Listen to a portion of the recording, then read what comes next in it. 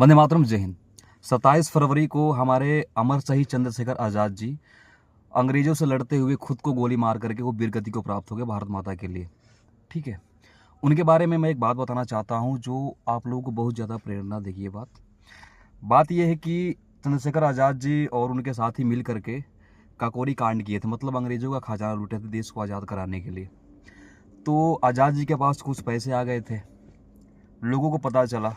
और आपको बता दूं कि जो चंद्रशेखर आज़ाद जी थे वो अपने माता पिता के इकलौते बेटे थे, उनका कोई भाई नहीं था, अकेले ही थे।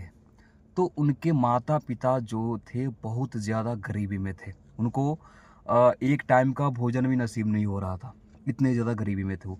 और वो जो आज़ाद जी थे वो यहाँ पे देश को आज़ाद कराने के लिए वो संघर्ष कर रहे थे। हुआ ये कि एक दिन उनका दोस्त गया उनके पास और बोला, आज़ाद देखो तुम्हारे माता पिता बहुत ज़्यादा गरीबी में है और मैं चाहता हूँ कि जो पैसे तुम्हारे हाथ लगे हुए हैं उस पैसे में से कुछ दे दो, मैं ले जाकर तुम्हारे माता पिता को दे देता हूँ ताकि उनकी गरीबी दूर हो जाए, कुछ देने के लिए उनको दाना पानी भोजन पानी मिल जाए।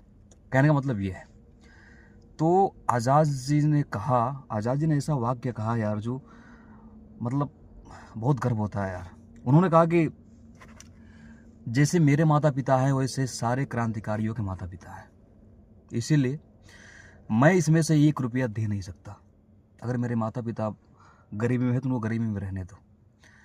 उन्होंने फिर कहा कि अगर उनको इतना ही ज़्यादा तकलीफ हो रही है जीवन जीने में, अपने जीवन को चलाने में, तो मैं एक दिन रात को आऊँगा और अपने माता पिता के सीने में एक एक गोली उतार दूंगा, लेकिन मैं इसमें से 1 रुपया नहीं दे सकता जो पैसा मैंने भारत माता के आज़ादी के लिए इकट्ठा किया है। सोचिए,